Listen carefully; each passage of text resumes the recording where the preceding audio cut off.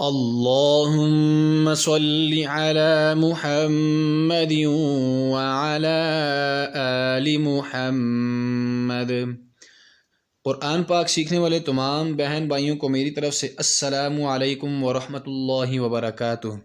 آج کی اس ویڈیو میں ہم یہ سیکھیں گے کہ قرآن پاک پڑھتے پڑھتے ہمارے سامنے ایسے مشکل الفاظ آ جاتے ہیں جن کے شروع میں خالی الف لکھا ہوتا ہے، ہم نے اس خالی الف کو کس طرح پڑھنا ہے۔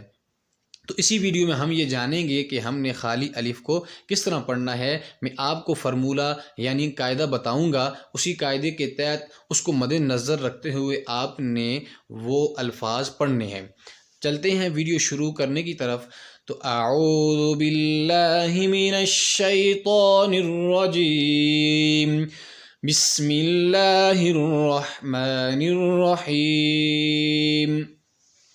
آپ کو سورۃ القریش کی آیت نمبر 4 میں نظر آ رہا ہوگا کہ یہاں پر یہ لفظ لکھا ہے، اس کے شروع میں الف لکھا ہے۔ ہم نے اس کو کس طرح پڑھنا ہے؟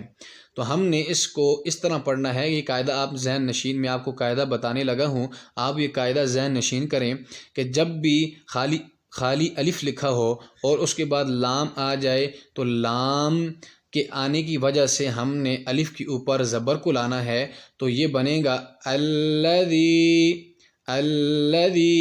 جب بھی لام آ جائے تو ہم نے الف کے اوپر زبر لے آنی ہے اور زبر پڑھنی ہے، زبر کے ساتھ ملا کے وہ لفظ پڑھنا ہے، الذی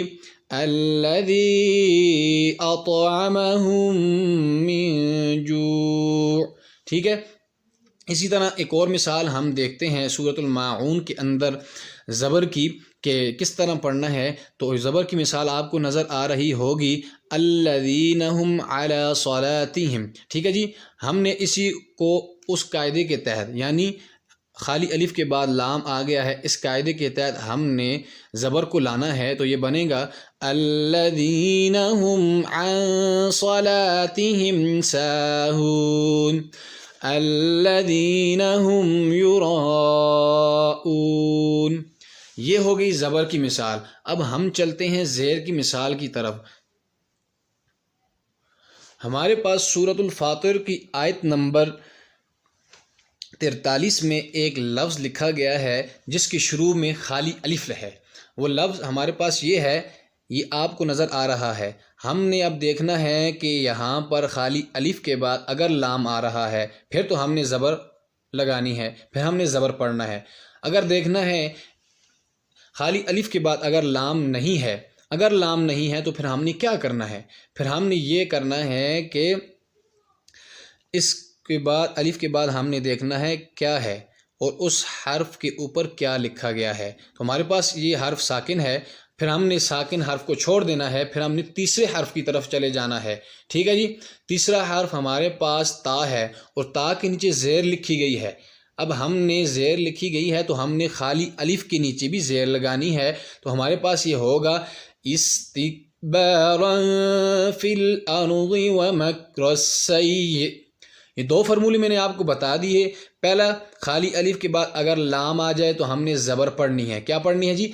زبر پڑھنی ہے۔ اگر ہم نے زیر پڑھنی ہے، اگر زیر والا حرف ہمارے سامنے آ گیا ہے، اب ہمیں سمجھ نہیں آ رہی کہ ہم نے زیر پڑھنی ہے، زبر پڑھنی ہے، پیش پڑھنی ہے۔ ہم نے سیدھا دیکھنا ہے کہ خالی الف ہے، اس کے بعد کون سا حرف ہے اور اس کے بعد تیسرے حرف کو ہم نے دیکھنا ہے۔ جب تیسرے حرف کو ہم دیکھیں گے اس کے اوپر زیر ہے تو ہم نے زیر پڑھنی ہے، استکبارا فی الارض۔ ٹھیک ہے جی، یہ ہوگی زیر کی مثال۔ اب ہم چلتے ہیں آپ کو زبر کی ایک اور مثال اسی صورت میں سورۃ الفاطر کی آیت نمبر 44 میں دکھا رہا ہوں۔ آپ کو یہ نظر آ رہا ہے عاقبۃ الذین، ہم نے یہاں پر وقف کرنا ہے عاقبہ، تو ہم نے آگے کیسے پڑھنا ہے؟ تو الذین پڑھنا ہے۔ ٹھیک ہے جی، یہ آپ کو ایک اور نئی بات پتہ چل گئی، یہاں اس پر یہ موضوع نہیں تھا تو میں نے آپ کو بتا دیا۔ چلیں تو اب ہم ایک اور مثال زیر کی دیکھتے ہیں۔ تو زیر کی ایک اور مثال ہم دیکھتے ہیں،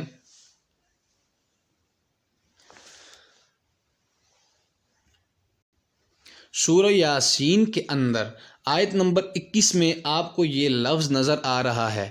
اب ہم نے اس لفظ کو کس طرح پڑھنا ہے؟ ہم نے اسی طرح دیکھنا ہے کہ یہ اس کے بعد لام آ رہا ہے خالی الف کے بعد یا نہیں آ رہا؟ ہمارے پاس خالی الف کے بعد لام نہیں آ رہا، تو پھر ہم نے جانا ہے تیسرے حرف کی طرف۔ تو تیسرا حرف ہمارے پاس با ہے، تیسرا حرف ہمارے پاس با ہے اور با کے نیچے زیر ہے، ٹھیک ہے؟ تو زیر ہم نے پڑھنی ہے خالی الف کی طرح، ٹھیک ہے جی؟ خالی الف کے نیچے بھی ہم نے زیر ہی پڑھنی ہے، تو ہم یہ پڑھیں گے اتبعوا من لا يسألكم اجرا وهم مهتدون۔ یہ ہوگی زیر کی 2 مثالیں اور چند مثالیں زبر کی۔ اب اس کے بعد ہم جا رہے ہیں پیش کی مثال کی طرف۔ ہمارے پاس سورۃ طٰہٰ کی آیت نمبر 31 کے اندر آپ کو نظر آ رہا ہے یہ لفظ لکھا ہوا۔ ہم نے اس لفظ کو کس طرح پڑھنا ہے؟ تو ہم نے یہ دیکھنا ہے اس لفظ کے بعد شین ہے، خالی الف کے بعد شین ہے، اور شین کے بعد ہمارے پاس دال آ رہا ہے۔ دال کے اوپر ہم نے دیکھنا ہے زیر ہے، تو پھر زیر پڑھنی ہے۔ اگر پیش ہے تو ہم نے پیش پڑھنی ہے۔ تو چونکہ ہمارے پاس اس لفظ کے اوپر اس جو حرف ہے ہمارے پاس دال، تو دال کے اوپر پیش آ رہی ہے، تو اس لفظ کو ہم نے پیش کے ساتھ پڑھنا ہے۔ کس طرح؟ اشدد، اشدد، ٹھیک ہے جی؟ اشدد بہ ازری۔ میں نے یہاں پر مد کو حذف کر دیا ہے، تو یہ الگ قاعدہ ہے، یہ الگ بحث ہے، انشاءاللہ اس پر بھی ویڈیو بنائی جائے گی، آپ نے ضرور دیکھنی ہے۔ اگر آپ کو ویڈیو پسند آئی ہو تو آپ نے اپنے اسلامی مذہبی بہن بھائیوں کے ساتھ ضرور شیئر کرنی ہے، تاکہ قرآن پاک کی دولت سے وہ بھی مالا مال ہو سکیں۔ ملتے ہیں اگلی ویڈیو میں، تب تک کے لیے السلام علیکم ورحمۃ اللہ وبرکاتہ۔